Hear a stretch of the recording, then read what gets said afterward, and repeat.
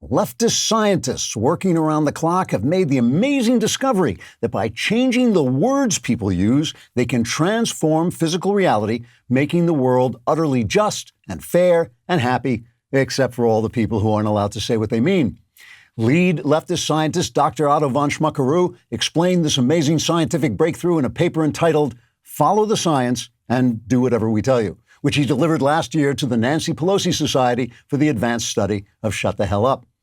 In the paper, Dr. von Schmuckeroo said, quote, "In our experiments, we noticed that words changed reality, so that, for instance, simply by speaking the words, 'I do,' a man and woman can be transformed into a husband and wife, becoming one flesh in the eyes of God, never to be torn asunder by man unless they get bored or see someone hotter or just can't stand the damn nagging anymore." So, we decided to see what other transformations we could create by speaking the proper words in order to make the world a better place, unquote. Dr. von Schmuckeroo went on to explain how, in one recent experiment, Demi Lovato said she wanted to become non-binary and so changed her pronouns to they and them, as in the sentences, "Who the hell is they?" and "I never heard of them," and "I guess they doesn't know there's no such thing as non-binary." Instantly, on using these new pronouns, Lovato was transformed from a washed-up pop star desperate for attention into a washed-up pop star with some kind of weird mental disorder. This made the world more equal and happy by creating an opening in the music business for a person with actual talent. Dr. von Schmuckeroo said his team went on from there to transform a man into a woman, merely by having him say, "I am a woman," and then forcing everyone to agree with him without secretly laughing. Poof, so to speak. The man instantly became a woman, and while it was true the woman could not create life or humanize existence with domestic love, she did display other essentially female traits like wearing lipstick and becoming completely irrational over nothing. Unfortunately, the entire experiment collapsed when one person in Borneo referred to the subject as him on Twitter. Then the subject instantly ceased to be a woman and became an old Monty Python sketch about a guy in a dress. Dr. von Schmuckeroo said that after these successful experiments, he believed he could now transform Hamas from genocidal terrorists into militants, transform unborn babies into mere clumps of cells, turn socialism into a moral economic system, and recreate Joe Biden as a sentient human life form, if he could just get people to stop telling the damn truth. Trigger warning, I'm Andrew Klavan, and this is The Andrew Klavan Show. I feel hunky-dunky, life is tickety-boo.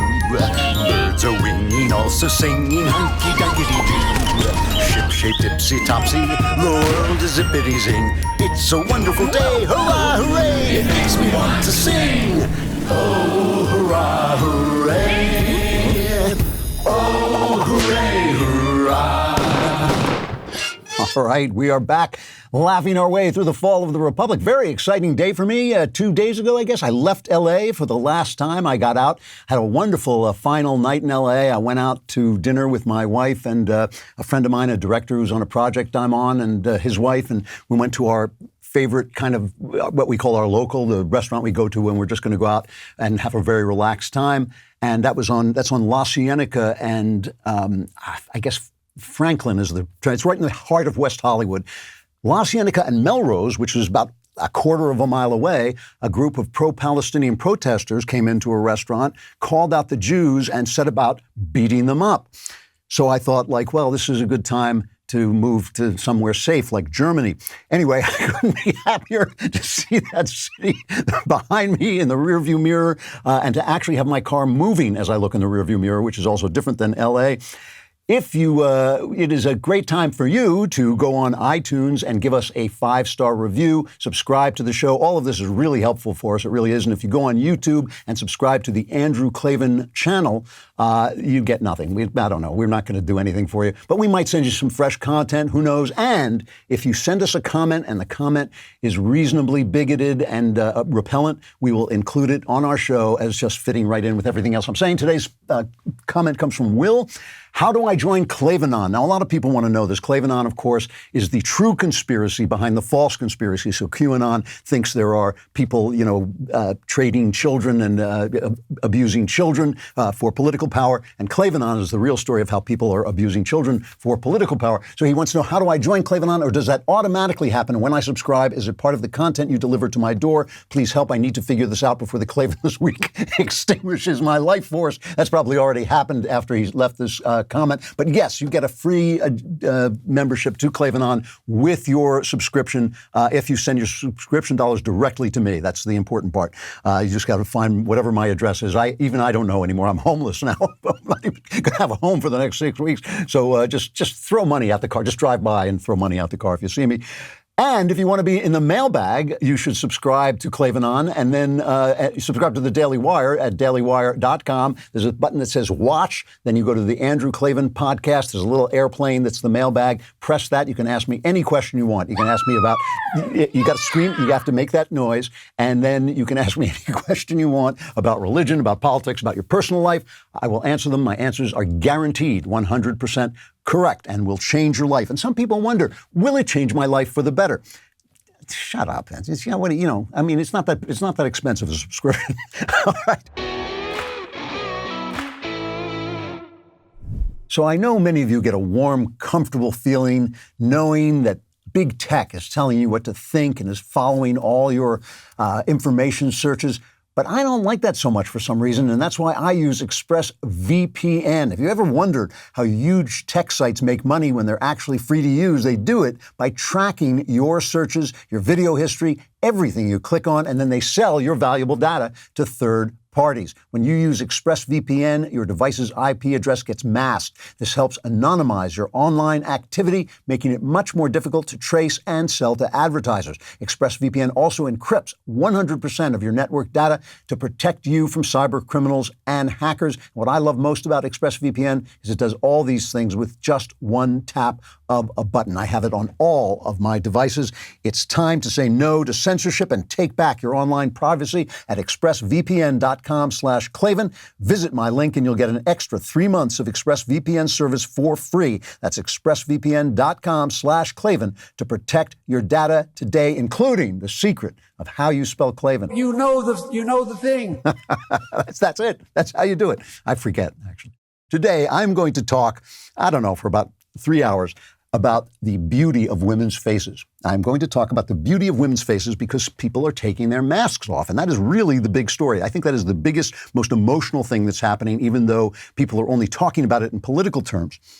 Now, I am a person who derives tremendous pleasure and joy from the beauty of women. Namely, I am a man.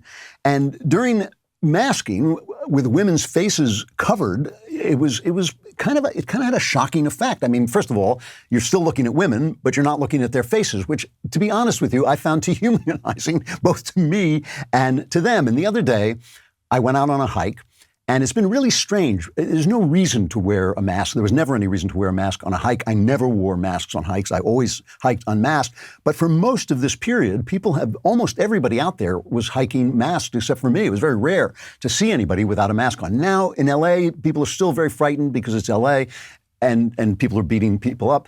But suddenly out in the hills, people were not wearing masks. And I'm walking along, and hikers are very friendly. Hikers tend to be the nicest people in town. And I'm walking along, and as you go by people, they're smiling at you. And women were smiling at me, and I was having this actual reaction where about 15 seconds later, I would have a flashback. I thought, what did I just see? And I just saw a woman's smile, which of course is one of the joys that men get to have for being men. It's one of the things you get in return for being a man, which is hard enough. I was really struck by the power of women's faces that they have on your mind. I mean, it was really, that to have been deprived of them for so long was really an emotional shock.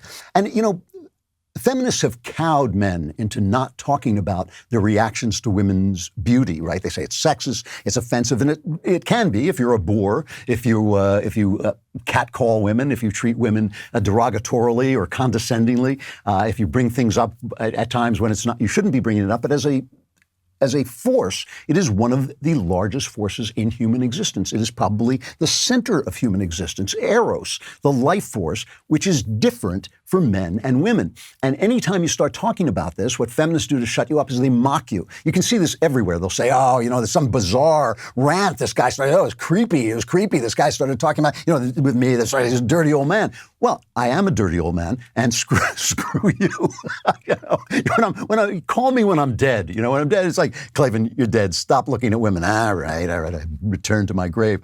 But this is the thing. One of the things about physicality, incarnation, having a body, is there are reactions to it. There are things that happen because you have a body. And one of them, a central part of life, is this life force between specifically men and women. And one of the biggest themes of this show, one of the things I try to emphasize, and I think we don't talk about enough and openly, is that things that are different than things that are the same. And you can almost tell just by looking at the words, like one word is different and that word different is different from the word same. And the left is always saying things to you like, oh, love is love. Love is love. There's no such thing as an illegal, trans women or women, right? No, things that are different are not the same. A trans woman can't be a woman. That's the same as saying a person born a man who says he's a woman is the same as a person born a woman who says he's a woman. Things that are different are not the same. And it's not fair. It is not fair. The minute things are different, they might be worse. They might be less close to the center. I mean, I think that the relationships between men and women are at the center of human life. And other relationships, they may not be bad, they may be fine, but they're not at the center of human life. Some women's faces are more beautiful than others. That's an important thing. And men feel ways about women's beauty that other people don't feel, even lesbians. They say, well, a lesbian feels it. No, they don't, because things that are different are different. So, and men aren't beautiful the way women are beautiful. I'll talk about that in a minute. But someone, the whole thing about this is that it emphasizes the limits of being an embodied creature. And that's what I'm going to talk about. I'm going to get back to this. I'm going to do a little detour because I want to talk about the masks themselves and what they meant to everybody, because I think they meant a lot to people. And I think they really changed things in America and really had an effect on everybody's head. But I'm going to get back. Keep this in mind, that one of the central things they did was cover up women's faces, okay? Now, when the mask mandate was taken off, Rachel Maddow, obviously the liberal commentator over at MSNBC, she said this is cut 7. I feel like I'm going to have to rewire myself so that when I see somebody out in the world who's not wearing a mask, I don't instantly think you are a threat or you are selfish or you are a COVID denier and you definitely haven't been vaccinated. I mean, we're going to have to rewire the way that we look at each other, because the CDC's guidance, which she just told me, we are sure, is that if you're vaccinated, you don't need to wear a mask except in very specific circumstances. And so that means as we change that as a country, we are going to look at each other differently and have to unwire our preconceptions about what a mask or a lack of a mask means. So everybody made fun of her, and it's fine to make fun of Rachel Maddow. She can be very silly sometimes, but I actually have a measure of respect for Rachel Maddow because she's not a fake and she has integrity. She's not a fake because she says, I am a leftist, giving you the leftist take on the news. She's not like the clown Don Lemon, I'm a journalist, I'm an objective. Chris Cuomo, I'm an objective. No, I have, no point of view. No, she's a leftist. She comes on, she says she's a leftist. She seems to have acted with integrity at times as a leftist journalist. So I have respect for her. And the thing that she's saying that I agree with is that this has had an effect on people. Wearing a mask, being told to wear a mask, not wearing a mask, it has all made a difference in people's lives in a very, very big way. Now, and you can tell, the way people react to being unmasked tells a lot about them. Like Republicans, there was a poll out today, I think it was from Rasmussen. Republicans are happier about taking their masks off than left-wingers are, and we're going to get into that in a minute. Now, my attitude toward masking from the whole time was kind of in the middle. I was not one of these people who thought like COVID is a hoax, the Chinese flu is that's ridiculous. It wasn't a hoax. It was happening all over the world, and people thought it's just it's like one of those false flags so they can shut down our economy and do all this stuff. No, it was not a hoax. It was an actual real thing. I didn't think it was unconstitutional for localities like states to pass emergency legislation when they didn't know what was going on or how dangerous it was or how many people were going to die. I mean, obviously, we know the left always jumps on these things and says, well, racism is a health crisis too, so we can do, we know that already. I mean, this is the thing. Our ruling class, our governing class, is third rate. Our governing class is out of ideas. Mostly on the left, where they have terrible ideas, but the right also has been reinvigorated by Trumpism, but it really has had before that at least, run out of ideas. So in places where governors had a fascist tendency, like in Michigan, where Obersturmführer Gretchen von Whitmer is governor, they handled things badly. California's Gavin Newsom handled things badly. They put incredible restraints on people and then didn't follow them themselves. They were absolutely hypocritical. They were oppressive. That was bad. But in states with American governors, like South Dakota with Kristi Noem, and Florida with Ron DeSantis, things were fine. But people still wore masks. In a room with somebody for more than 15 minutes, if both people were wearing masks, it seems to have cut down on the likelihood that you were going to get this. So I wasn't always offended. I wasn't absolutely furious at everybody all the time about this, like some people on the right were. What was offensive, well, there were a couple of things that were offensive, but one of them was the manipulation, the false information we were being given so that we would do what the elites, what the governing class wanted us to do. Here's an exchange between Rand Paul and Fauci. I guess it's about a month ago, maybe 2 months ago. That's cut 6.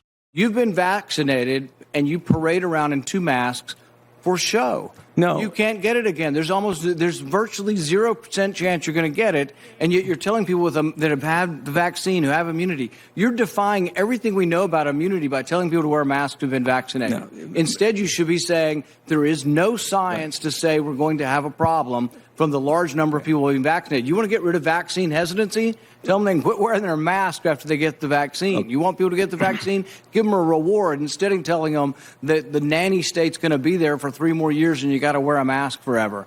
People don't want to hear it. There's no science behind it. Well, let me just state for the record that masks are not theater.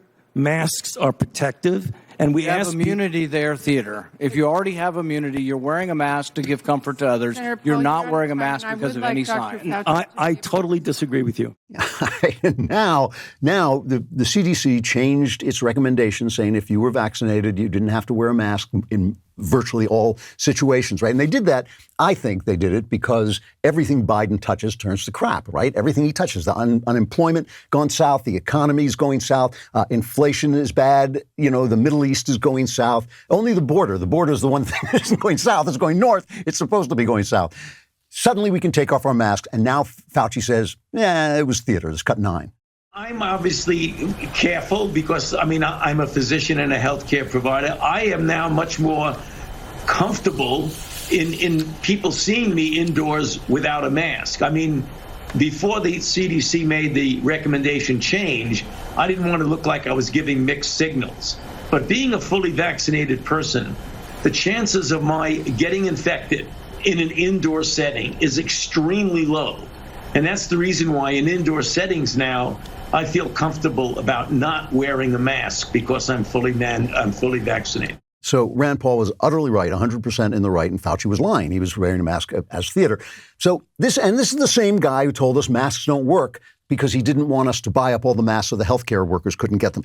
The problem is, the reason this is offensive is because the underlying governing philosophy behind it is that wise elites should tell us what they want. They can lie to us, basically, to manipulate us into doing what they want because they are wise and we are foolish, right? And the first thing about that is if these elites are wise is just a brand of potato chip because these guys are clowns. What have they done right? What have they made better? What have they helped that gives them the idea that they are wise and we are foolish? What they should do, of course, is they should say, we are public servants. We serve the public, and we will serve the public by giving them all the information we have, and then let them and their local representatives, their governors and their mayors, make the decisions that have to be made. That's how you do this. That's how you treat a free people if you are a servant of those people. They laugh at people on the right for saying, this is a hoax, for saying COVID's a hoax, we don't know about wearing masks. But then they lie. Why should we believe a word they say?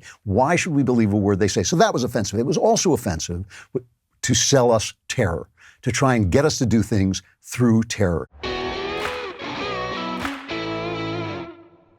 You do not have to be a vapor to want to hear Wondery's new podcast miniseries, The Vaping Fix. It's a story of Silicon Valley idealism, blind ambition, and how the now infamous e-cigarette company Juul hooked a new generation on vaping. In 2015, the founders of Juul set out to create the iPod of e-cigarettes, a perfectly designed device that would disrupt the tobacco industry and help traditional smokers quit. But Their fruit-flavored vaping options, high levels of nicotine, and youthful influencer endorsements led to consequences that would put millions at risk. As plumes of vapes clouds surrounded schools across the nation, parents, politicians, and the government demanded answers. Was this Juul's plan all along, or did ambition blind them from seeing the pitfalls of their invention? Hosted by Laura Beale and from the team behind Dr. Death and Bad Batch comes the Vaping Fix. Listen to the Vaping Fix on Amazon Music, Apple Podcasts, or you can also listen early and ad-free by starting your free trial of Wondery Plus in the Wondery app. You know, Neil Ferguson, I believe that's how he pronounces his first name. He's a historian. He wrote a long piece in the Wall Street Journal a couple of weekends ago about the 1957 pandemic. And he talked about the fact that, you know, it was a very similar kind of pandemic, but there was just they didn't shut down the economy at all. They didn't tell people to come home from school. And one of the key reasons was they had a higher tolerance for risk. They'd been in a war, a lot of them. They'd all had, as I had, all these childhood diseases, which people don't get anymore because of vaccines, right? So they didn't have this illusion that life was safe. And one of them said, we said our prayers and we took our chances. And compare that to that time that Trump got sick. Remember this? It was, I don't know, October last year. He got sick, he got the COVID, and he came back and he sent out a tweet saying, don't let this, made a video, I think, saying, don't let this govern your life, don't let it run your life, and don't be afraid of it. Don't be afraid of it, and don't let it run your life. And then he stood up on the balcony and took off his mask dramatically. It was great. It was a great moment. It made you feel like, yes, that we can beat this. This is fine. Here was the news media reacting to that in Cut 8.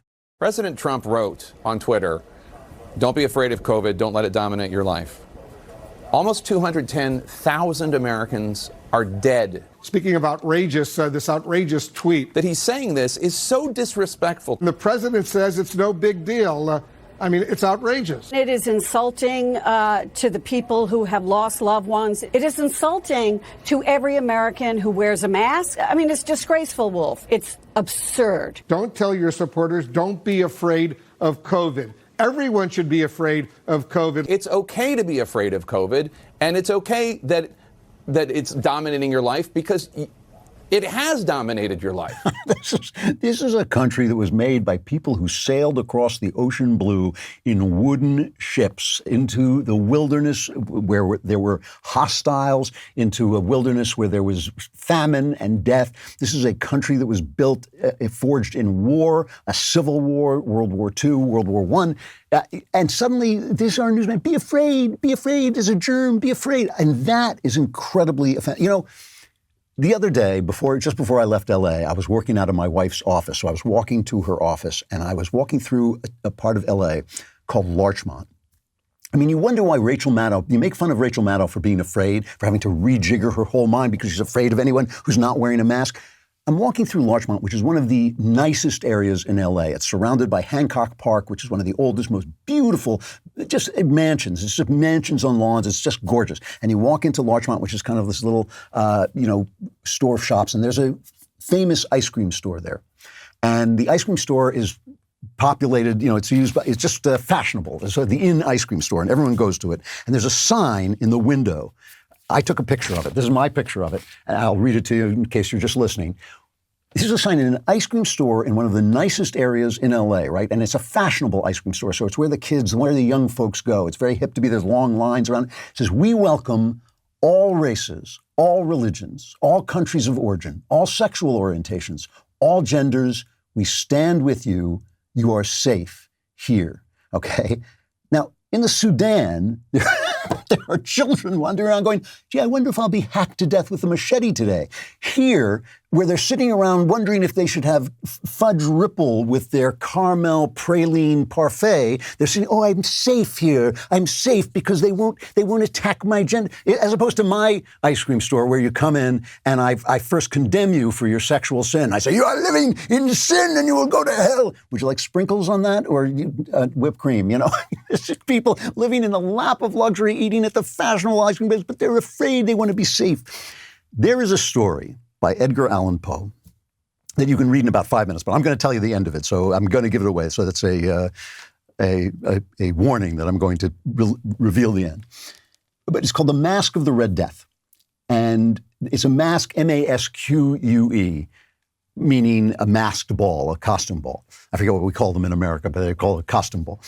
And the Red Death the plague is running through the country. And it opens up, the first sentence is, the Red Death had long devastated the country. No pestilence had ever been so fatal or so hideous.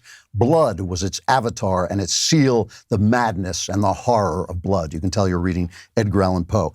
But there's a prince, and he is doing great. Prince Prospero was happy and dauntless and sagacious. When his dominions were half depopulated, he summoned to his presence 1,000 hale and light-hearted friends from among the knights and dames of his court, and with these retired to the deep seclusion of one of his crenellated abbeys. So they were living high. They were safe. Everything was fine. They were rich. They were happy. People were dying outside the abbey, but not inside the abbey. And so after about 6 months, they held a masquerade ball, and they were all partying and all wearing masks, and one guy showed up dressed as the Red Death. And everybody was horrendously offended. How could you bring the Red Death in here? How could you remind us of what's going on outside? How could you dare? How dare you?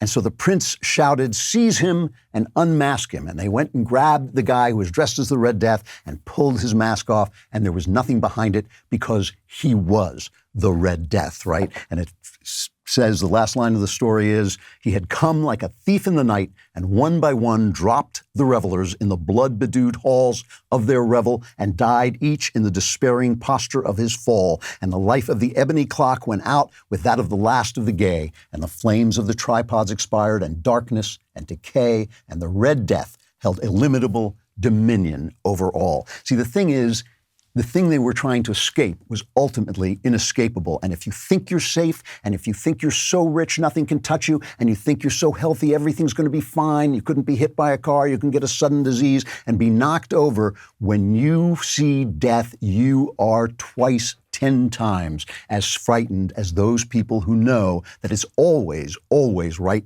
within the corner. The Red Death can always get in. When you live in the illusion that you're free to do whatever you want. See, the reason people abandoned their sense of spirituality is because they don't like the rules. They want to be free, right? So they think, well, I'm just a body. It's nothing. I'm just a body. I can be anything I want. But the body is limited. This is the thing. The body makes you who you are.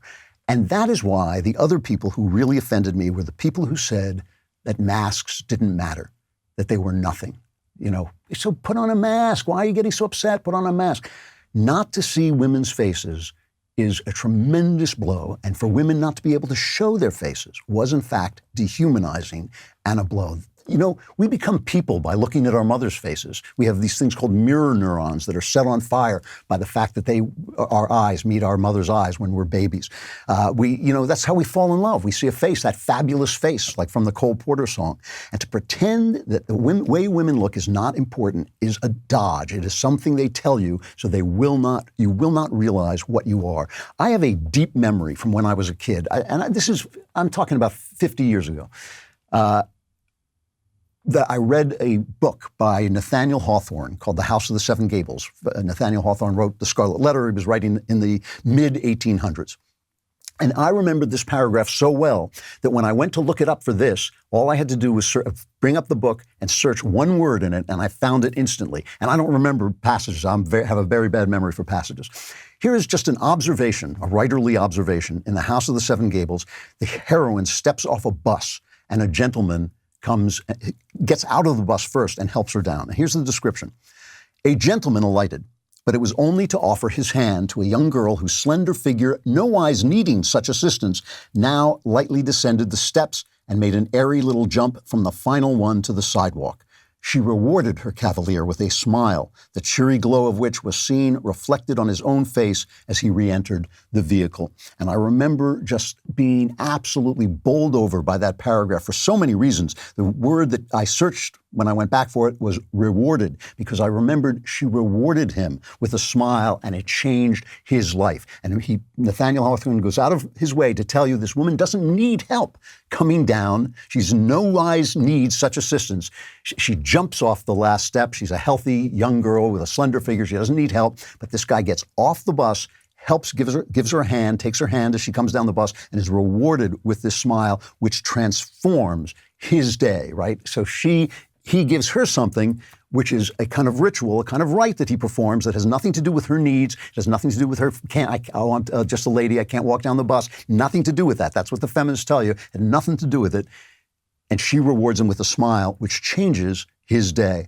You know, there is a paragraph in Douglas Murray's book, The Madness of Crowds, which I just love. Douglas is a really smart guy, great observer, and he can say things because he's gay that I think straight guys feel like they can't say. And he's talking about the fact that the left reduces everything to power relationships. They learned this from Michel Foucault. They think everything is about power. And he says they don't talk about the fact that there's a power that women wield almost exclusively. This is reading from his book. And the most obvious power they have exclusively is this. Women, not all women, but many women, have an ability that men do not. This is the ability to drive members of the opposite sex mad, to derange them, not just to destroy them, but to make them destroy themselves. It is a type of power which allows a young woman in her late teens or 20s to take a man with everything in the world at the height of his achievements, torment him, make him behave like a fool, and wreck his life utterly for just a few minutes of almost nothing. Women's faces are celebrated in poetry, all the great poetry, of course, and we all know the phrase from Christopher Marlowe's Dr. Faustus. Dr. Faustus sold the soul to the devil. He wanted all knowledge, and one of the things he wanted was to look into the face of Helen of Troy. And he sees her like in a crystal ball, and he says, was this the face that launched 1,000 ships and burnt the topless towers of Ilium? You can think of the most handsome man you want, Brad Pitt, whoever you find attractive. He never launched 1,000 ships and never will, or burned the topless. The topless means they're so high you can't see the top of them. The topless towers of Ilium. Women's faces are celebrated in poem after poem, and the beauty of women's faces is not always classically beautiful. I've said before, I fell in love with a very plain woman once, and the more I got to know her, the more beautiful she became. The more I fell in love with her, the more beautiful she became. And Shakespeare writes one of his greatest sonnets, "My mistress's eyes are nothing like the sun." He talks about the fact that she doesn't look classically beautiful, but she is beautiful to him. The sheer power of beauty is something that only women possess, which implies that the sheer power to appreciate beauty as it should be appreciated, at least that beauty, belongs to men. You know, again, feminists hate this. It implies a mutual responsibility. They're always complaining about, men will come and say, why don't you smile? Why don't you smile? That's that's a stupid thing to say. It's a boorish thing to say.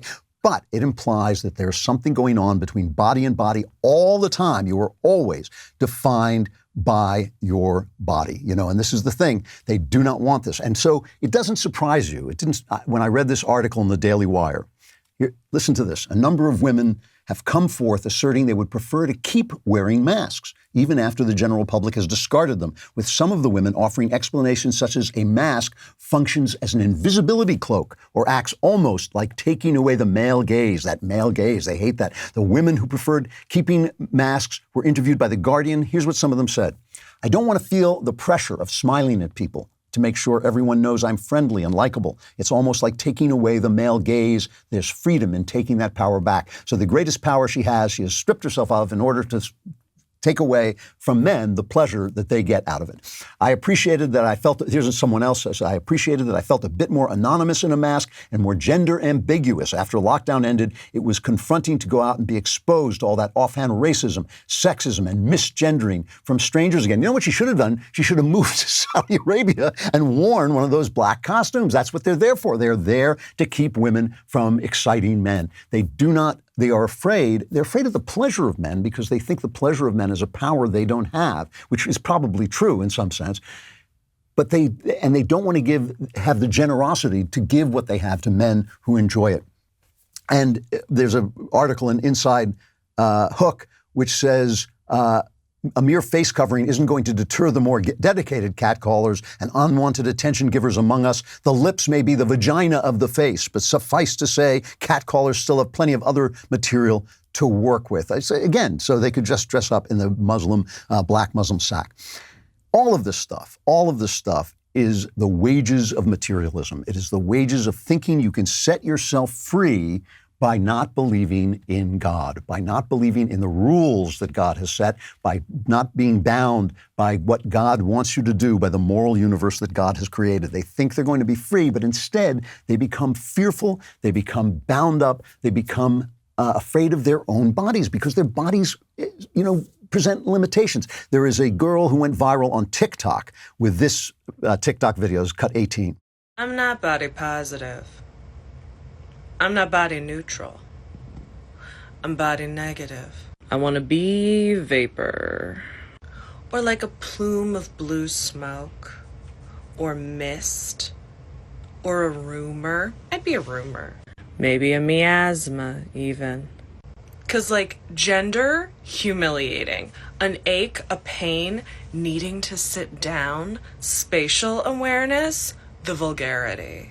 There's bones. There's bones in my face. There's bones in your face. Aren't you embarrassed?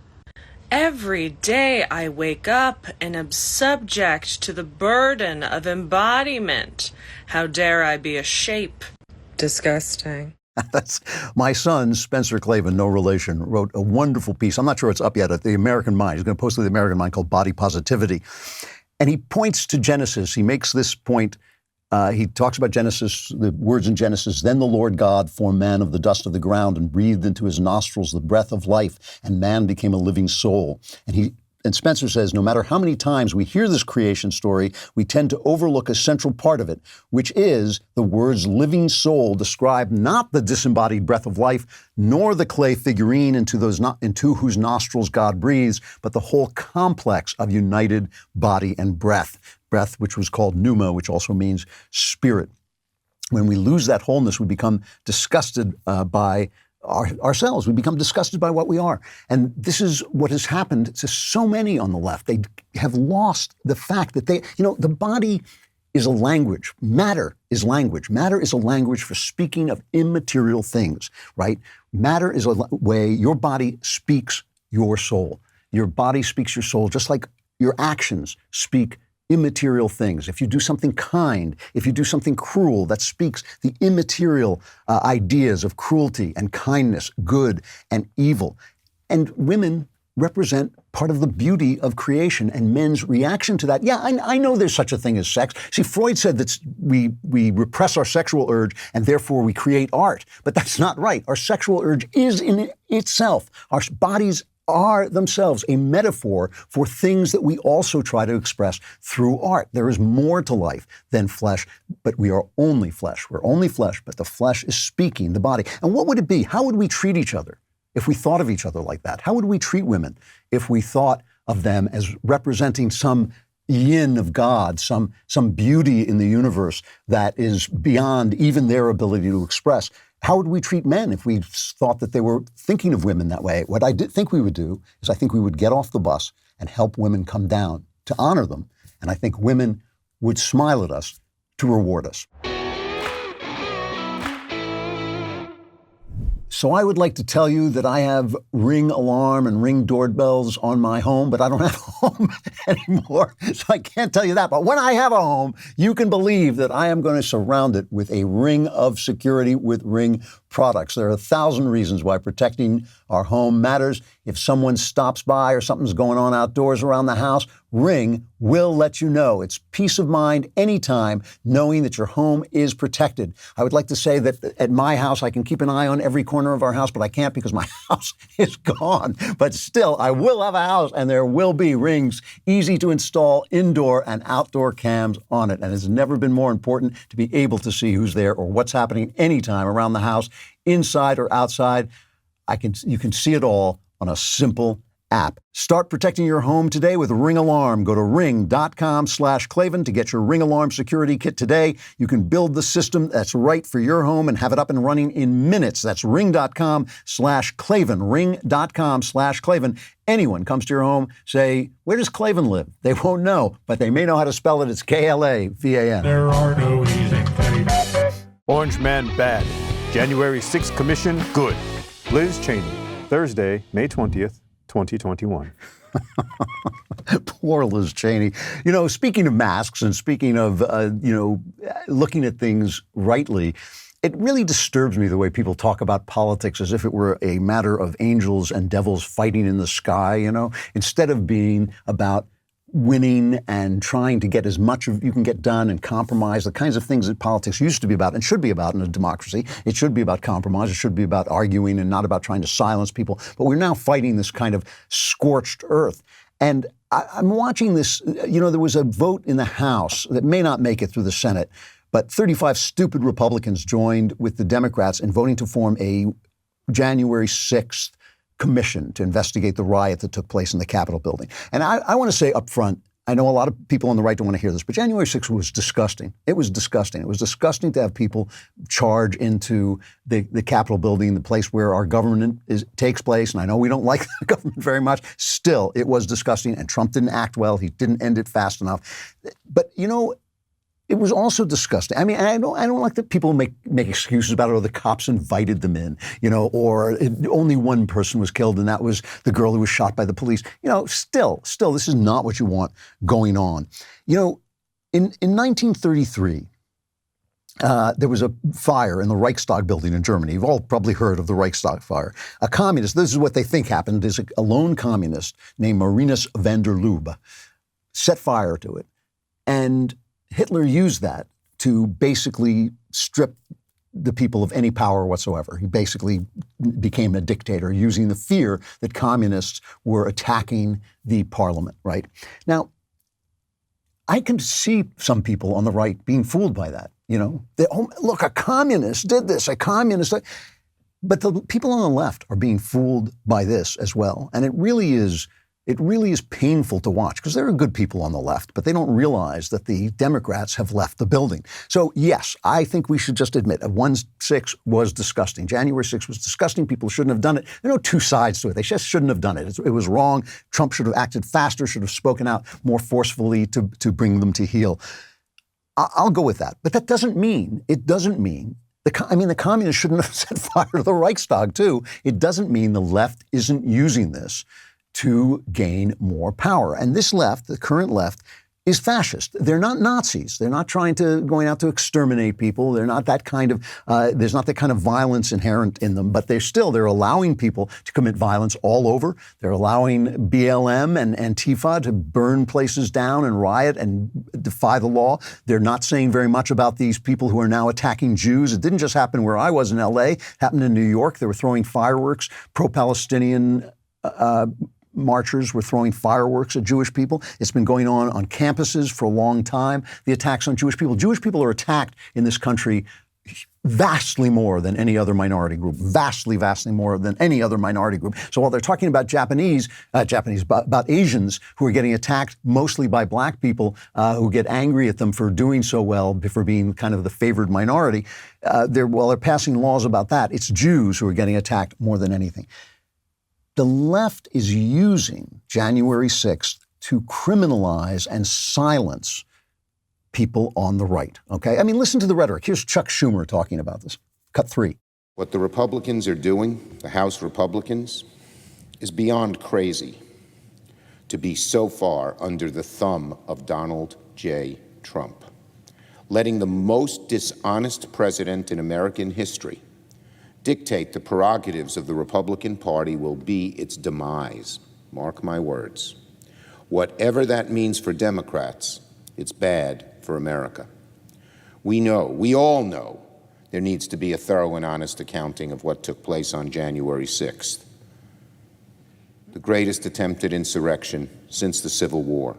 Give me a break. A couple of guys in Viking hats went into the play. And again, it was disgusting. I'm not supporting it in any way, shape, or form. That's the Civil War in Chuck Schumer's mind. It's not. I mean, he's lying. He's just making stuff up, trying to gin up this kind of panic, the same kind of panic that Hitler ginned up over the Reichstag fire. It's the same kind of thing. Again, they're not Nazis. The Democrats aren't Nazis, but they are fascists. They do want big corporations to control people's speech and to control people's behaviors. They want the schools to spread propaganda about their crazy sexual ideas and their crazy racial ideas, their racist ideas. They are fascist in that regard, and they are using this terror of a couple of people who did the wrong thing to basically, demonize an entire party. There are already investigations going on. The Justice Department has arrested 445 people from this thing. I'd like to know how many people are still in prison from the riots in Portland, the ongoing riots in Portland, the riots that took place in New York, the riots that took place in Minneapolis. How many of those people are actually going to be punished as badly as these people do? There are other investigations already going on. And this thing, when they first put this forward, it was so weighted to Democrats that they finally had to cave in and say it was going to be 5 Democrats and 5 Republicans. But they still have some sneaky little things in there where the Democrats have more power to get information and to subpoena information, and the Republicans have less. So it's not going to be a fair and honest examination. And all these people, the 35 Republicans, this is what I mean by people who don't understand politics. The 35 Republicans who signed on for this, they think that they're displaying virtue and displaying how fair they are. They're just being fools. And Liz Cheney, this is the other thing about Liz Cheney, and I don't question Liz Cheney's integrity, by the way. You know, Liz Cheney was stripped of her power. She was the third highest ranking person in the House, and she was stripped of her power. That's a genuine thing of worth that she was willing to sacrifice to say what she had to say. It is not her integrity that I'm attacking, but listen to what she said. I will do everything I can to ensure that the former president never again gets anywhere near the Oval Office. We have seen the danger that he continues to provoke with his language. We have seen his lack of commitment and dedication to the Constitution, and I think it's very important that we make sure whomever we elect is somebody who will be faithful to the Constitution. So stop flapping your mouth. You know, that's the answer. Stop flapping your mouth. You can have your opinions, but the point of politics, this is going to kill you because a lot of you don't know this. The point of politics is to get more votes instead of less votes so that you win instead of lose. People always write to me and they say, well, the Democrats stole the election. If they did, they got away with it. So they did a good job. And they could have been stopped. If they did steal it, they could have been stopped if people had been paying attention before the election took place. The idea is to come out at the end with more votes instead of less votes so that you win instead of lose. Is what Liz Cheney doing, is that going to help the Republican Party get more votes? No. The thing is, Donald Trump is gone as a person. He's not going to run. I don't believe he's going to run again. But Trumpism is a big part of the future of the Republican Party. Dan Crenshaw gets it just right. He's an ex-president. You can't just excommunicate him, right? He's an ex-leader of our party. And trying to excommunicate him in an aggressive fashion will never work. He does have a large base of support within our party. But what also won't work is this belief that he will continue to be the leader of our party in the future. Like that's also unrealistic. And I think he deserves an amount of respect from our party. And I think that's what people were reacting to this week. You know, we don't need him. I think a large majority of Republicans are looking towards that, what the next leadership looks like, but they also don't want this disrespect of our former leader either. He was attacked, of course, by the left for wanting it both ways, but he was telling the exact right truth. That is the exact truth.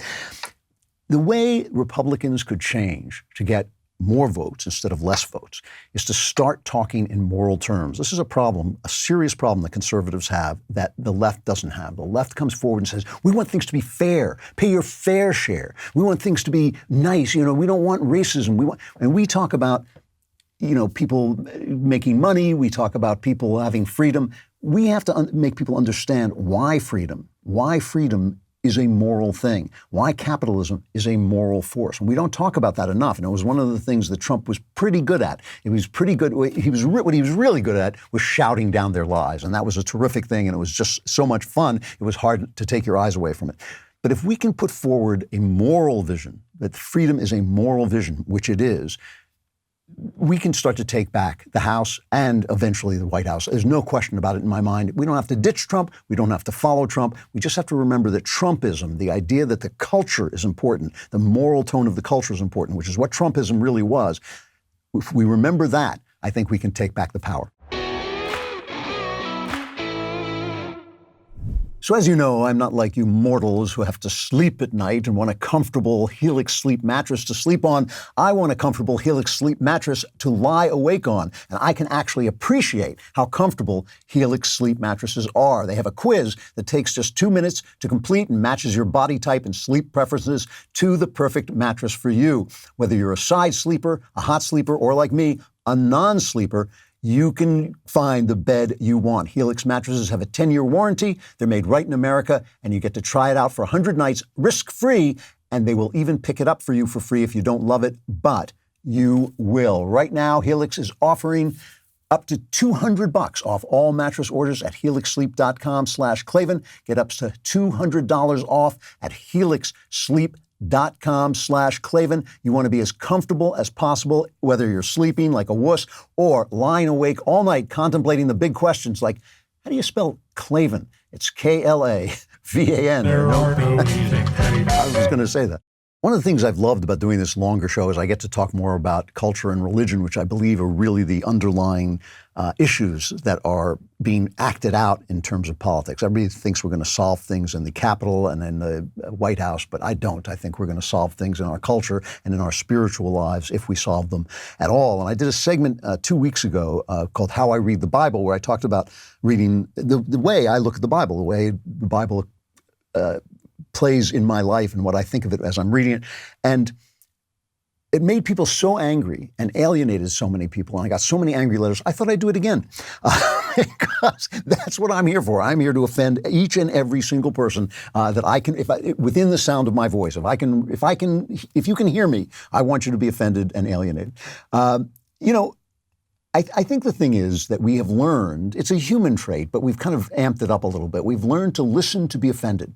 We listen to be offended. We listen to hear, did he say something that's offensive to, I didn't, and I don't know. I called the segment How I Read the Bible, not how to read the Bible. What I am looking for in the Bible and how I see it when I read it. And, I don't want to claim authority. I don't have authority at all, but I'm a highly read, deeply read literary critic. I mean, it's something I know how to do. And so I read it, I approach the Bible in that way, and it means some things to me that I know people disagree with. I know people disagree with.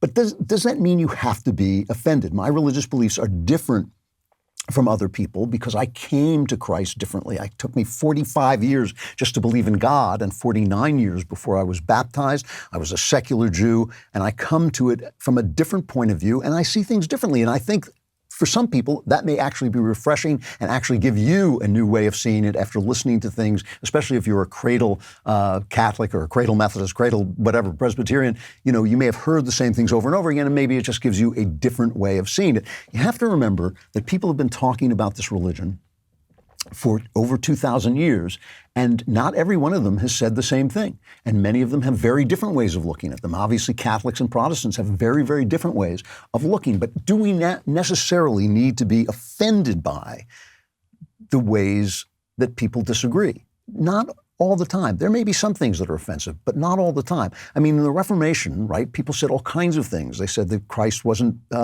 divine. They said there was no Trinity. They said, all sorts of things. You can only be saved by faith alone, and your actions don't matter. They said that as well.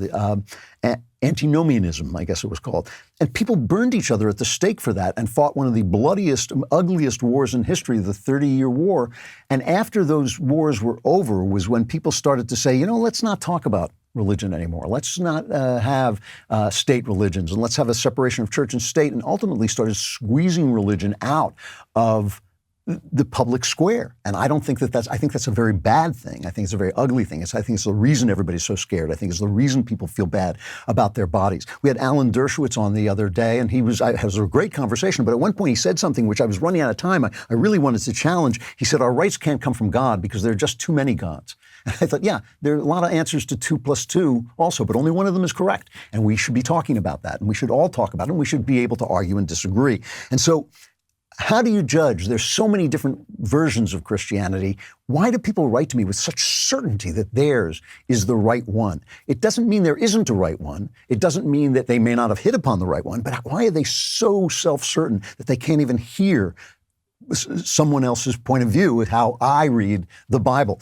And What I just do when I listen to what people are saying is I ask myself the question, does this bring you closer to Christ or not? Does it bring you closer to thinking and seeing through the eyes of Jesus and having Jesus be alive in you, or does it not? So let me give you an example of something where I and my Catholic friends, I have many, many Catholic friends, and Knowles, who is, a Catholic that I know. I don't want to call him a friend, obviously, for obvious reasons.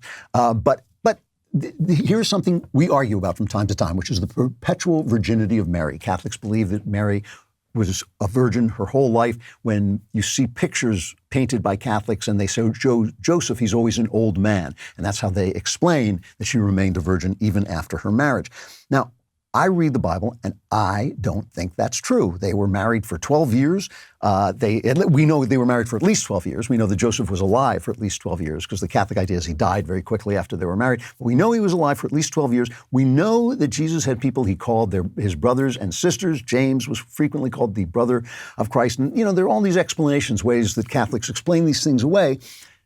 But I don't think it's true. And I don't think they basically have sort of semi-deified Mary. She had magic powers. She gave birth without being in pain.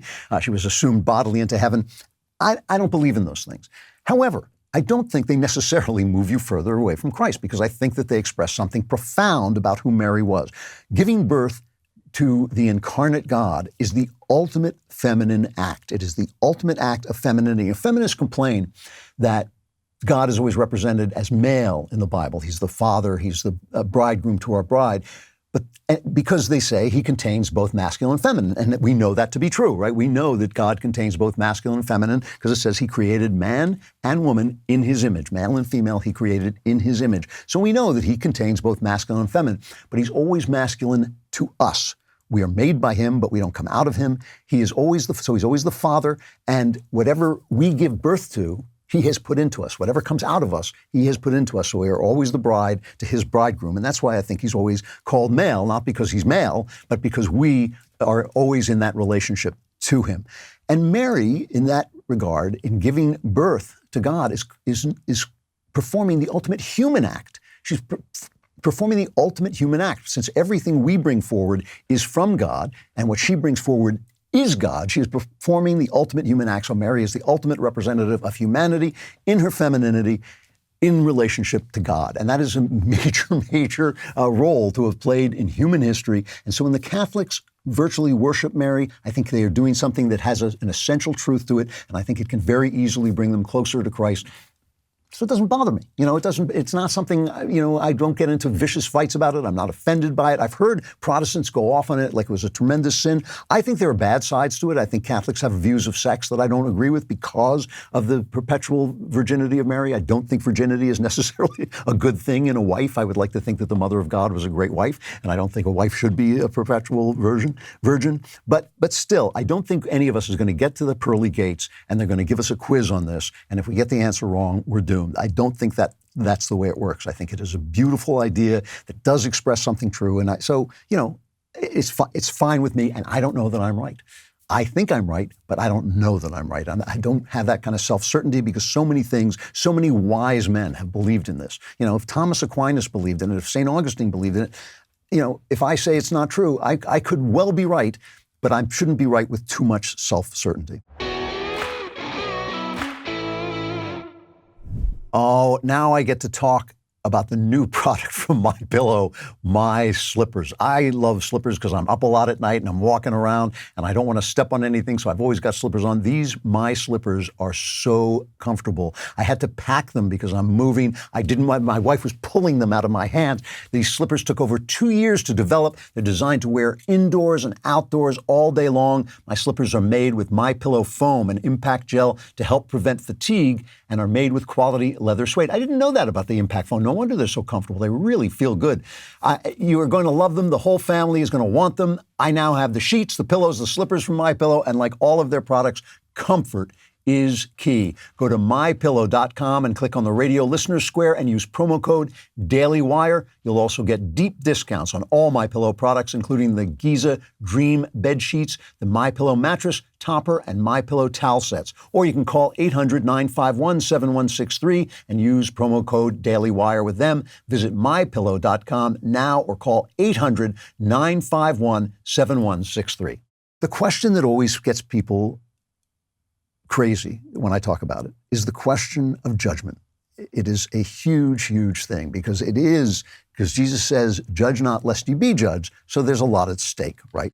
And I frequently talk about the fact that Jesus didn't say, judge not hypocritically. And all these ways of reading these things are just a way of getting away from the fact that he said, judge not. He said, let him who is without sin throw the first stone, right? He said, why do you look at the speck of sawdust in your brother's eye and pay no attention to the plank in your own eye? How can you say to your brother, let me take the speck out of your eye, when all the time there's a plank in your own eye? You hypocrite, first take the plank out of your own eye, and then you will see clearly to remove the speck from your brother's eye. And a lot of Christians write to me and they say, well, see, he said, take the plank out of your own eye. Yeah, he also said, let him who is without sin throw the first stone, knowing that nobody was without sin. In the same way, he knows that nobody ever gets the plank out of his own eye because we're always blinded by our pride. We're always blinded by, our selfishness and our sin, and we never can have cleansed ourselves or cleansed our vision or our hearts well enough to judge anybody else. So a lot of people who complained about my feelings about this and the way I read this sent me a quote from 1 Corinthians, or as we now call it now, 1 Corinthians 5:12. And this is Paul writing, obviously, to the Corinthians, and he says, I wrote you in my letter not to associate with immoral people. I did not at all mean with the immoral people of this world, or with the covetous and swindlers, or with idolaters, for then you would have to go out of the world. But actually, I wrote to you not to associate with any so-called brother if he is an immoral person, or covetous, or an idolater, or a reviler, or a drunkard, or a swindler, not even to eat with such a one. For what have I to do with judging outsiders? Do you not judge those who are within the church, but those who are outside God judges? Remove the wicked man from among yourself. Now, I find this a problematic verse because Jesus sat down with sinners. He said, I came not for the well, I came for the sick. And I think we should be there for people as well. And I think being sinners, all the more so should we withhold our judgments of sinners. And again, as I said in my previous How I Read the Bible, I elevate the words of Jesus above the words of Paul, above the words of anybody. Because Paul, what I read in Paul is the story of a man forming a church and trying to figure out the rules of finding a church. A true story. It's an absolutely true story. And trying to figure out what these events meant. And he was such a brilliant man that he said brilliant things about what these events meant. But when Jesus speaks, I hear somebody who is holy telling me how to live. And that's my chief interest in the Bible. I am not interested in, I am interested, but I'm not interested in the big theology. When will the world end? We don't know. Is God three persons, Father, Son, and Holy Spirit? I believe that with all my heart. But if I get to heaven and it turns out he's five guys named Mo, I'll be satisfied. That's not the thing that I'm trying to figure out. I have a small role. I am not God. My role is to figure out how to live. So what does it look like to live without judgment? Well, one thing that it doesn't look like not taking care of business, right? We have to take care of business. We all know this. We live in the world. We can't let criminals run free. We still have to put criminals in prison, not just for protection, but so there's a sense of justice in the world. Our justice is imperfect. If we put a guy in prison, we may have deprived a child of a father, so there's more likelihood that he'll go to prison. Everything we try to do has a place where it goes wrong. Everything, because we live in a broken, sinful world. But we still have to do it. We have to do it understanding that we're doing something in a broken, sinful world, a machine that doesn't work, that is set into a bigger universe that does work. We may have to go to war. We may have to kill our enemies. We can't just say, oh, I'm not going to do that, because if we don't do it, someone's going to have to do it for us. So that's not actually a moral thing to do. We have to take hypocrites out of leadership in the church. I know that. When a church, for instance, believes that divorce is wrong, which I think probably, in most cases it is, and their leadership gets divorced, I think they have to take him out of leadership. I think if they are preaching against homosexuality and it turns out their leadership is gay, they got to take him out of leadership. These are all things that we have to do if we're going to run our organizations, which is essentially what Paul was trying to do. But when people say to me, oh, if you love somebody, you will tell him not to sin, my answer to that is, does that work? If it works, go right ahead. I can think of times when I've said to somebody, you're doing the wrong thing, when I knew it would work, when I knew I had that authority in their lives or that respect in their lives, and the moment had come when they were questioning themselves. Other times, I've heard people tell me they were doing terrible things, and I've kept my mouth shut, right? Something happened to me last night that it almost sounds like I'm making it up because it fits in with this so well, but I'm not making it up. I got in early, and I had the pleasure of seeing my son, Spencer Klavan, no relation, and Knowles was with him, which, less of a pleasure, but still he was there, and my pal James Polos, who I like, and James's girlfriend. And we just had a wonderful conversation, but everybody had to go somewhere after that. So I had a lovely hour or so with them, and then they all had to go somewhere, and I went alone and had a drink, kind of nightcap and a cigar.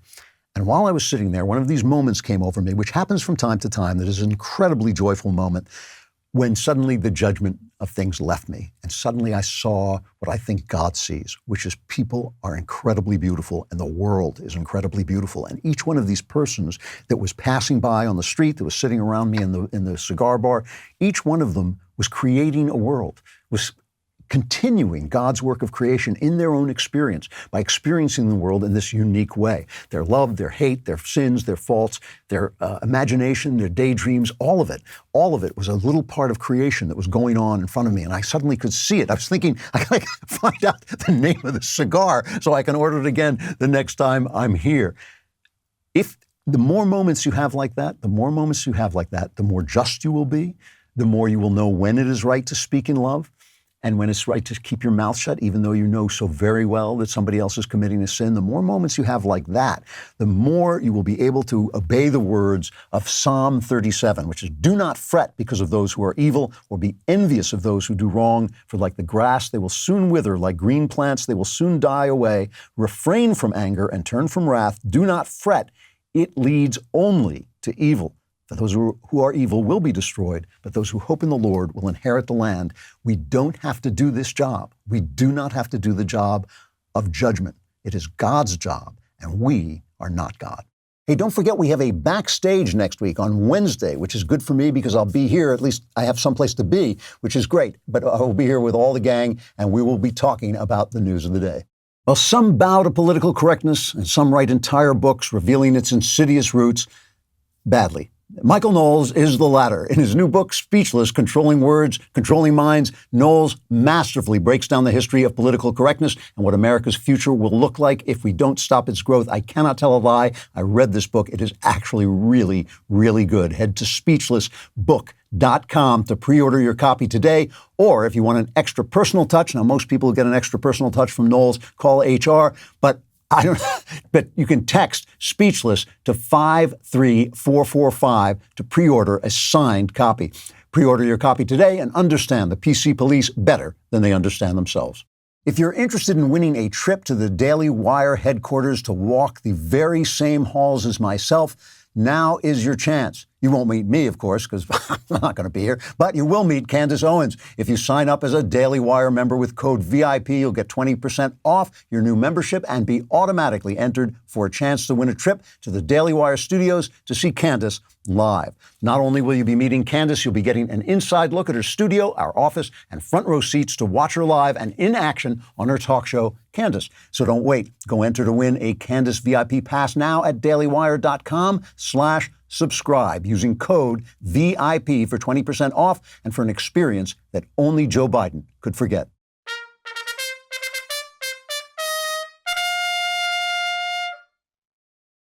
I am so delighted to have Jordan Peterson back on the show. I had him on originally when he had about 600 views on YouTube. Our mutual friend, the thriller writer Greg Hurwitz, told me about him, and I watched him, and I thought, oh boy, this guy has really got something. He has since become the man the New York Times calls the most influential public intellectual in the Western world. Right now, he is a Canadian clinical psychologist, a cultural critic, professor of psychology at the University of Toronto, and of course, the author of 12 Rules for Life, an Antidote for Chaos, and a new book, Beyond Order, 12 More Rules for Life. Jordan, welcome back. Thanks, Andrew. It's really good to see you. So I think I had more than 600 subscribers, but maybe not many more. The first time I looked at you, the first time Greg told me about you, I looked at you and it was really the clicker was just starting. And had I had hair, it would have stood on end. But I was I was really taken with what you were saying, and you were making a courageous stance. And it was great. It was great. You know, one of the things that has become a genuine mystery to me, you wrote this book, 12 Rules for Life. And obviously it's a deeply philosophical book, but at its core are rules for life, like make your bed, stand up straight. And you have become one of the most hated men in America for telling people that. My sister, Caitlin, she's really my sister-in-law, but at this point she's graduated to my sister. Caitlin Flanagan wrote this about you. She said, there are many legitimate reasons to disagree with him on a number of subjects, and many people of goodwill do, but there's no coherent reason for the left's obliterating and irrational hatred of Jordan Peterson. What accounts for it? And being my sister Katie, she then answers her own question. She says, it is because the left, while it currently seems ascendant in our houses of culture and art, has in fact entered its decadent late phase and it is deeply vulnerable. Is that why, do you agree with that? Is that why people hate you? Fortunately, most people don't hate me. And that is, I really mean that fortunately, because I don't know how it would be possible to live really as someone who was, reviled. When I'm in public, people are very kind to me always, or virtually without exception. I think I've had 2 negative encounters with people publicly, which was plenty, but it's out of thousands and thousands. And why I raise the ire of a certain proportion of people, well, some of that's political confusion, I suppose, and some of it's something deeper. I mean, Nellie Bowles in the New York Times called me sort of ironically defender of the patriarchy, and that's actually true. And I think that's why, at the core of it, I think that's why I attract the negative attention I do when I attract it. Because, and I've thought about too, well, why me specifically? And God only knows the reason for that. I mean, but I have some provisional reasons. And one of them is that I'm an admirer of Enlightenment values and scientific thinking, but I also have deep regard and respect for religious thinking simultaneously. And I think that makes me somewhat unique because I speak for both sides of the patriarchy, let's say, the spiritual and even traditional side, as well as the scientific side. And I mean, I understand that there's tensions in holding those views simultaneously, but there's tension in life. And we're never in a position where we can solve all the mysteries that are presented to us. I see that the scientific endeavor, the technological endeavor has dramatically improved people's lives on a material basis. And I see that the religious and traditional side provides us with meaning and structure. And we can't throw those things away lightly. We don't want to throw away progress, and we don't want to throw away our higher purpose, or we'll just search for it elsewhere. And I think those are at least part of the reason why, people like to not be very happy with me. They're always saying it's odd, though. It really is odd. I mean, they're always accusing you that you're talking to angry young men. Is that true? And it's angry young white men, because everything has to be about race. Absolutely, in our post-race society. Yeah, well, and every time I've been attacked, I've thought about it. Let's say to begin with, but then I'm also willing to give the devil his due. And one of the things I've come to realize about the latter accusation, which is, is true within a limited scope. Some of the people that listen to me are angry. Some of them are young. Some of them are white, and some of them are men. And there's overlap between all 4 of those groups, an intersectional overlap, you might say. But even if I was only talking to those people, it's like, is that such a problem? It's not like I'm trying to marshal them into some sort of marauding horde. I'm suggesting that, that they have some intrinsic dignity and some worth, and that if they attended to their own affairs diligently and with a certain amount of truth, that's their best hope. Not that that'll work, because nothing is as certain, that's for sure, but we don't have a better alternative than that. And I'm quite tired of the global assault on. I'm tired of the global assault on human values. It's not just Western values. I've been thinking about that too. that's a very parochial view. There's something remarkable about the central tendency of Western culture. But what that remarkable thing is the central tendency of humanity. And I stand beside that, let's say, or try, I suppose, to whatever degree I can, to embody and support and transmit it, which is what a university professor is supposed to do. And so, and I've been trying to puzzle through why it is that those ideas are under such assault. It's very difficult to understand. This emphasis on systemic racism, for example, I've been trying to take that apart. It's a very interesting phrase. It's a very cunning and manipulative phrase, because the racism part of it leaps out at you and yells and stuns you into kind of an ethical silence. And then the systemic is just sort of whispered in there. And systemic is a very serious accusation. It's not the statement that some of our systems, our social institutions, sometimes tilt in a prejudicial direction in a manner that's harmful to everyone, especially those who are suffering from the prejudice. It's the claim that the central tendency is racist. And to me, that's not only wrong, it's the antithesis of the truth. And then I have to puzzle out, well, why is this claim being made when the central tendency is what enlightens and frees all of us, unless we're doomed, unless we're unfathomably corrupt with no hope of redemption, bar the revolution and its hypothetical utopia. And you have to be a complete bloody fool to believe that that's even hypothetically possible. One of my favorite pieces of advice in the new book, Beyond Order, 12 More Rules for Life, is abandon ideology.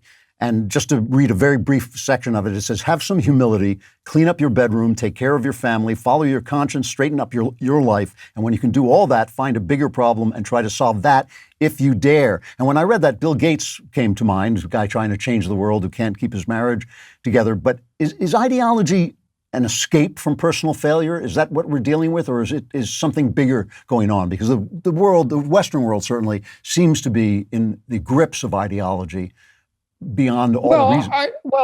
There's as is always the case, there's probably a multitude of reasons. I mean, we all want to explain as much of the world as we can because we want to be able to predict the world and to control it to some degree. And so if we're offered up an explanatory theory that conveniently explains virtually everything, and we don't have to test it rigorously in all of its applications, we can just assume that it's correct without rigorously testing it.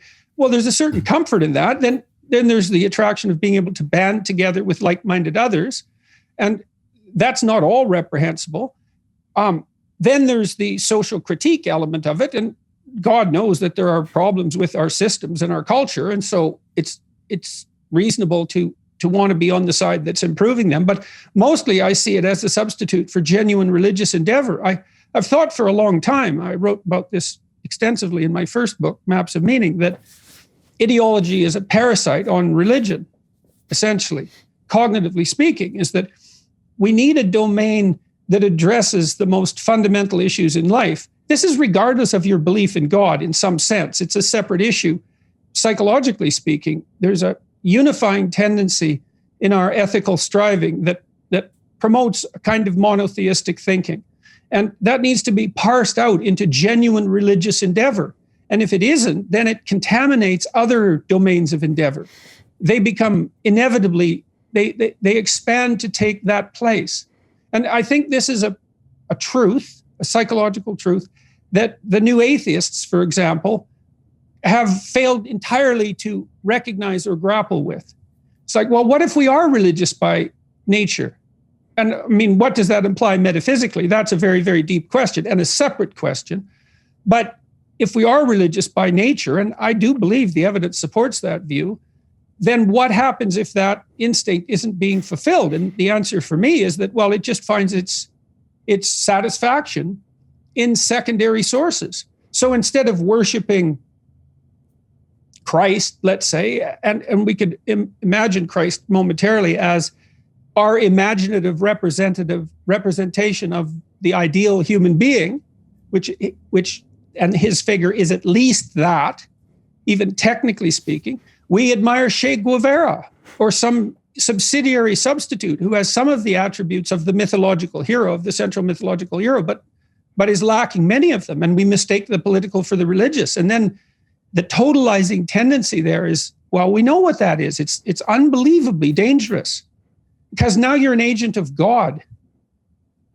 You know, and I think when you're an agent of God in the true sense, what a horrible thing to contemplate, let's say, is that, well, that's when you're concerned more with your own sins, your own shortcomings, your own transgressions, and your inability to speak the truth. You know, that's the proper way to focus. This is, I think, a subject of fascination to everybody who listens to you, and certainly to me.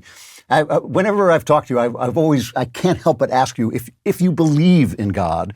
And I've always felt that I was being kind of cruel, like a guy shooting at somebody's feet, you know, to make them dance around. But even as you were talking just now, I was thinking, you know, I know you're a Jungian, and I'm not as big a fan of Jung as you are. And I've always thought that Jung didn't actually understand what faith was when he talked about the fact that we don't know whether God is just our experience of the totality of things. I think people of faith know they don't know. That's why it's called faith and not knowledge. Have you changed? I mean, recently I've watched interviews with you where you seem like you've gotten a more personal, you're having a more personal interaction with this idea. Is that fair? Well, when I did a biblical lecture series on Genesis, which has proved to be quite popular, I suppose, if that's the right word for it. And I discovered while doing that the word Israel meant those who struggle with God. Right. Well, that's fair enough. And so then I'm a member of the camp of Israel. and is that faith? Well, I don't know. I mean, I've been accused of, you know, wiggling out of this answer continually. And I mean, I have to take refuge in some sense in my own ignorance. I'm striving towards what I perceive as the ideal. I attempt to be truthful in my speech and in my approach to life, and to embody the classic virtues to the degree that I'm capable. And I believe that is faith, because that's what you stake your life on. Faith is what you stake your life on. It isn't your agreement with a set of propositions. I believe that to be an improper interpretation of the word faith, because faith is expressed in action. You have to make assumptions to proceed in life. You do that in a marriage. Your marriage is held together by faith. Well, what does that mean? Does it mean you believe your wife exists? No, that isn't what it means. It means that you've decided that you're going to bet your life on your marriage. And have I bet my life on God? Well, yes. Does that mean that I know that God exists? Well, how would I know? I can't know, and neither can anyone else. That's the thing.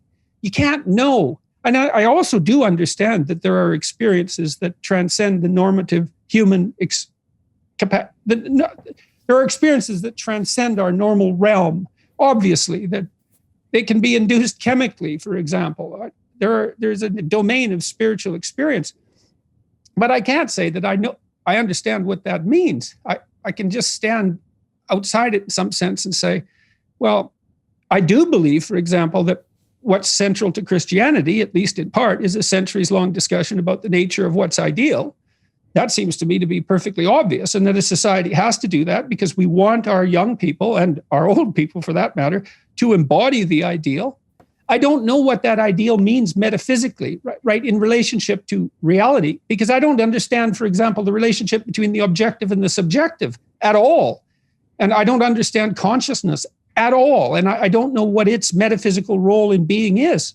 I mean, from the objective perspective, it's nothing. But there isn't an objective perspective on consciousness, really. Right? It doesn't fit in there. It's the antithesis of the objective. But there it is. So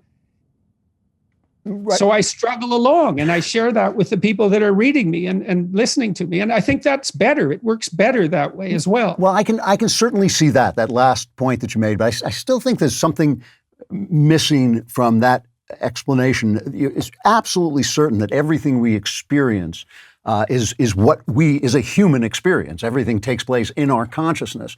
But when I sit on this chair, I'm essentially believing in my own sanity. I mean, when I have the experience of a moral universe, which I think you have to agree can't exist without a moral ideal, when you have the experience of a moral universe, and when reason has taken you to the point where you can see that ideal is something that you should follow, isn't it just believing in your own sanity to say, yes, God is there. That's what I believe in. I believe I don't believe my wife is there. I know my wife is there. I believe in my own sanity.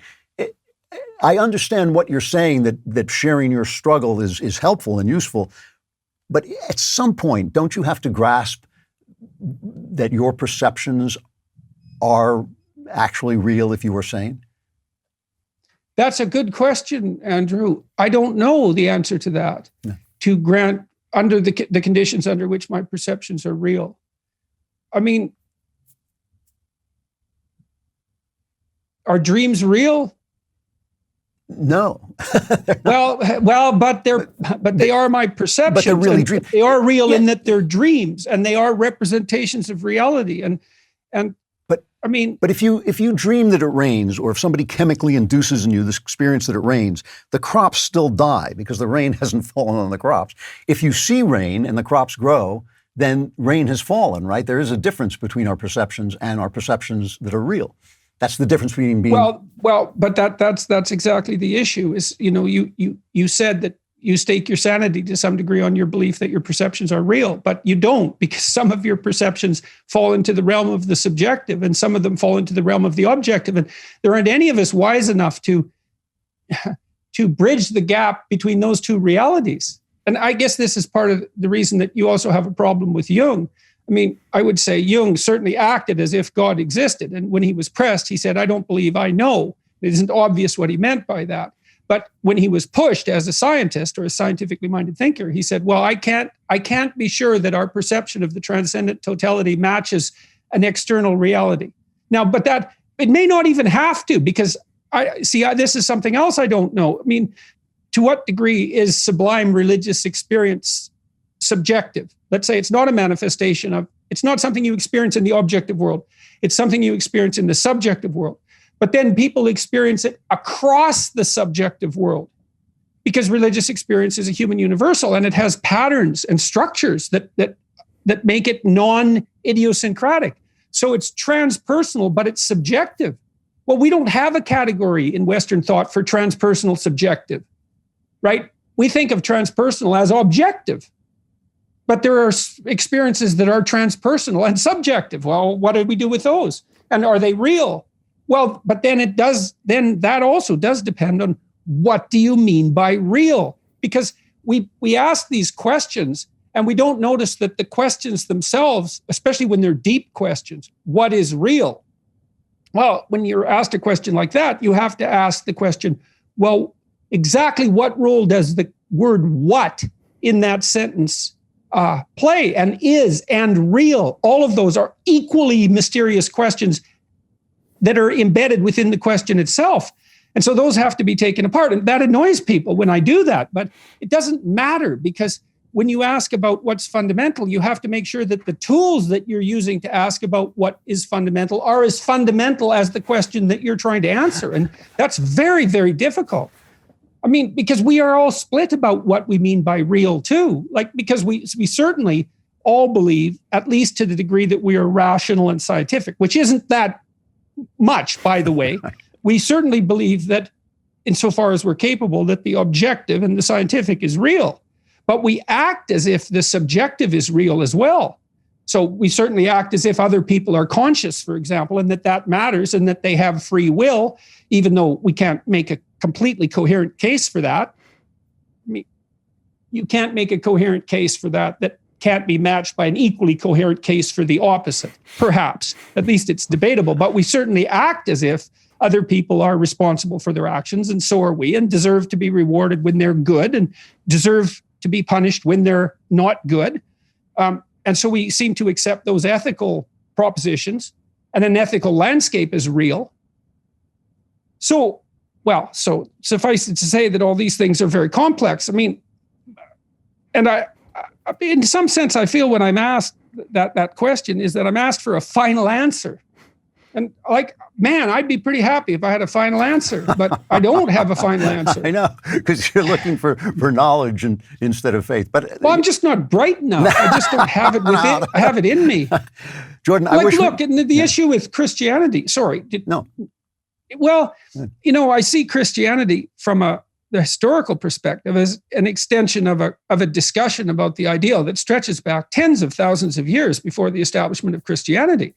There are precursors to what Christ represents in Mesopotamian thought and in Greek thought, and powerful, profound precursors.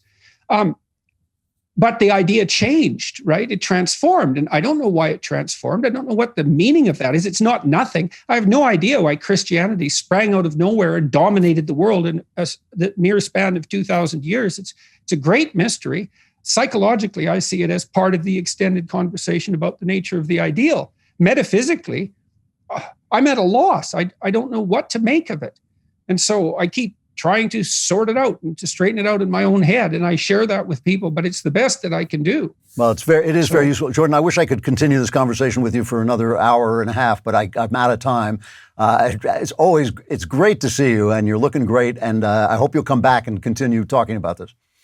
Yeah, well, it would be nice to see you in LA if this bloody pandemic ever disappears.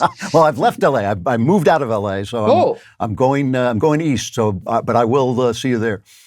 All right. Well, it was very nice to see you, Andrew. Great to see you. Thank you very much. Thanks a lot. Okay. Bye-bye. Bye. All right. You asked for it. You begged for it. You humiliated yourself, pleading for it. It's here. The mailbag. The only party now that is operating in reality is the Democratic Party. I'm a person who lives in reality. I'm a journalist.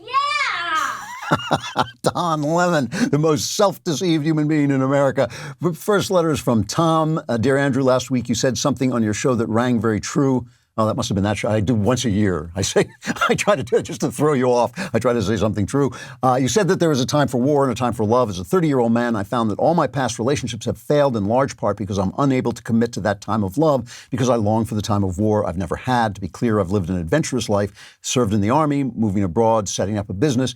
It still feels like watered-down masculinity. So my question is, how do I get over this longing so I can settle down with someone and start a family? I worry that unless I can solve this problem, I'll end up going through life losing out on both fronts, pun intended. This is a big problem for men. Men are not as domestic animals as women are, and they feel that they have lost something when they settle down. They feel that they have become domesticated and they want to be wild and free, right? And so you have to deal with that.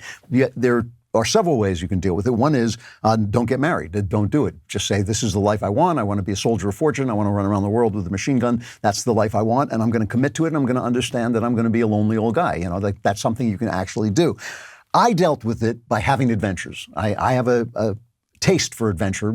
It's not a major thing. I don't want to, parachute into a war zone, but I, learned how to fly a plane. I went paragliding. I got a black belt in karate. I learned, I played competitive sports, things that got me out every now and again. And just, I went into Afghanistan and was embedded with the troops there. I did things that would just keep me from feeling locked down so I wouldn't become cranky and angry and feel that I was being deprived of something. If that will work for you, that is a good thing to do. The other problem we have now is that when you have women who are not committed to making a home for you, there's a little less draw. There's a lot less draw, I think, to getting married. What are you getting for turning off that desire in men to run free, especially with other women? What are you getting for that? What are you getting in return for that? Well, you can say you're getting love, and that's a wonderful thing, but, there used to be a kind of a deal, too, that you got a home, but you also got something that sustained you and humanized you and made you a better person. I mean, that's kind of my marriage has been like that, and there's no question that has made me obviously only a slightly better person because I'm still me. But still, so those are all strategies you can have, but these are things that all men face, most men feel. You seem to be feeling it a little more than others, but you have to acknowledge to yourself that becoming part of a domestic arrangement is going to make you more domestic and take away some of that adventure. And if you don't want to lose that, don't get married. And if you're willing to, then you can still do things that will satisfy at least your masculine urges for competition, for a little danger, for exciting things that you want to do. From Grace, Lord Klavan, All right, this is a very sad letter. My husband passed away just under 3 weeks ago. It was an aggressive disease that progressed swiftly over 6 weeks or so, ending his life at 49. Oh, my Lord. I know, she quotes me, grief is a desert that can only be crossed on foot. I also know that God knew this would happen and is taking care of us. I've seen his hand of mercy and heard his voice of cheer. All through this, I have a supernatural peace and calm that only God can give. My greatest concerns and fears are for my 2 children, an 8-year-old son and a 2-year-old daughter.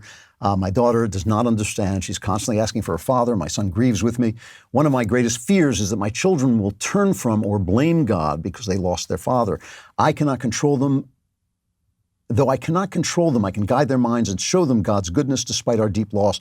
Before bed, my husband used to lay in bed with our son and teach him the Bible. That's now my job. What can I say to an 8-year-old who lost his earthly father? How should I approach our biblical studies together? How should I guide my daughter? My father-in-law and father are both godly men that are in my children's lives, but how can I guide a young man into manhood? How can I give my daughter the things a father would be better teaching her? I crave your Klavan advice. All right. This is a tragedy, and right? You've suffered a terrible tragedy. I'm so sorry for your loss. I really am. It's just a heartbreaking story. It is a tragedy. And the thing about a tragedy is that they're tragic. They are bad. They deprive you of things that you wanted to have. They take away things that maybe you should have. You are doing everything you need to do right now. You are doing everything. You're doing great. You're doing a great job. Your worries about this are part of your grief. You are grieving that you lost this man, this wonderful husband and father that you had, and that he's now going to be out of your children's lives. That's true. You're not going to be a father to them. You're not going to be able to do the things that he did. That's why it's a tragedy. I can't cheer you up about that. It is a tragedy. You have to grieve this tragedy. Be sad. Be sad for what you've lost. You have lost something, but you are doing everything right. You are there. You are loving them. You are giving them male presences in their lives. Children are amazingly adaptable. They know when, for instance, their mom goes out to work because she needs to work, or when she goes out to work because she wants a bigger car. They know the difference, even the little ones. I don't know how they know, but they know. They know that you are giving them the love that you have to give them, and that is going to be enough. It is going to be enough. It's going to be enough because God is there, he's going to help you out, and because your father and father-in-law are there. But don't be afraid to say that this is sad, this is tragic, this is heartbreaking, and don't be afraid to be angry at God. He will talk to you in your anger too. But it's a sad story. And I think the thing is that you are just doing the exact right thing. And it's beautiful what you're doing, and it's going to be fine. It's going to be fine, but not right away. And it's always going to be painful, but it's going to be fine. But it's going to take time. Grief is a desert that has to be crossed on foot. From Sean, Dear Andrew, I have a question for you relating to Christian apologetics. Oh, good, because I'm not in enough trouble already. The so-called problem of the unevangelized. How can a religion be true if it would condemn so many billions of souls seemingly by virtue of the historical accident of where and when they were born? Right, so if they've never heard the good news, how can they be condemned? He says, I haven't done a lot of research on this, but he says, call me crazy, but I find your personal come-to-faith story and general perspectives on religion highly compelling, so I'm curious. How did you tackle this problem on your road to faith in Christ? By the way, I really like the long format. I hope you keep doing it, the show for years to come. Here's the thing. This is the sort of thing I do not worry about, okay? Because these are ideas that people have about what happens to people after they die. And there is not a lot in the Bible about what happens to people after they die. We know that there is justice. We know that God is good. If it's not good, it won't happen because it's just true. If it's God's work and it's not good, that we got it wrong, right? So if this is unfair, it won't happen. It may be that we get there and say, oh, that's what makes it fair, because it's the eternity is so big that we can't even begin to comprehend it. We may get there and say, oh, wait, I didn't see it how before when you're living in timelessness, it all works out.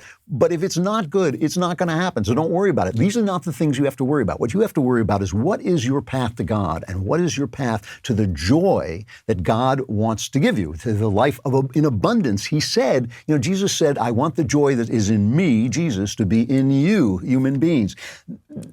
Answering questions like this, is that going to give you joy? Is that going to get you closer to Christ? You're not even going to know whether you're right or not until the time comes when we see not through a glass darkly, but face to face. Then we'll know. Then we'll figure it out. it's just, I'm sorry, I don't mean to, I'm not making fun of you. It's just a silly thing to think about when you're trying to think about Jesus. I remember a friend of mine said to me, you know, I want to believe, but I just can't believe in the Trinity. And I thought, that's your problem? You know, why don't you find out what God wants you to do? You know, God will take care of the Trinity. God will take care of judgment. God will take care of the end of the world. All those things are in his hands, not in your hands. And yeah, is it interesting to think about? Does it make for some great, I've had great conversations about theology. What is the meaning of the Trinity? It's vast, you know, it's vastly meaningful. It is a vastly meaningful thing. But again, it's not my business. My business is, what am I supposed to do right now, right here? What am I supposed to say? What are the words out of my mouth? Someone at my church said to me, what do you want me to pray for you? And I said, pray that I'm doing what God wants me to do. Pray that I'm saying what God wants me to say, that I'm writing what God wants me to write. That's what I want to be doing, because there's so much joy in it. When I hit the button, when I stand on the spotlight and I get it right, there's so much joy in it. That's what you should be looking for, and that's what you should be thinking about. I got to stop there, but yeah, my God, I was going to say we'll be back next week, and that's true. I'll be back next week, but you are now plunged into the Klavanless week. There'll be wailing, there'll be gnashing of teeth, darkness, sharks, there'll be like little creatures crawling. Oh my God, I can't even think about it. But I'll be here, so I don't have a Klavanless week because I am Klavan. So come back next week if you survive. We will be here on The Andrew Klavan Show, and I will still be Andrew Klavan.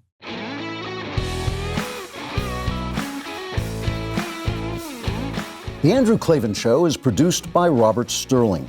Executive producer, Jeremy Boring. Our technical director is Austin Stevens. Supervising producer, Mathis Glover. Production manager, Pavel Vidowski. Edited by Danny D'Amico. Lead audio mixer, Mike Coromina. Animations are by Cynthia Angulo. Production coordinator, McKenna Waters. And our production assistant is Jacob Falash. The Andrew Klavan Show is a Daily Wire production. Copyright Daily Wire 2021. The 1619 Project founder gets denied tenure at UNC. Politicians start paying people to get the COVID vaccine, and the government pushes UFOs. Check it out on The Michael Knowles Show.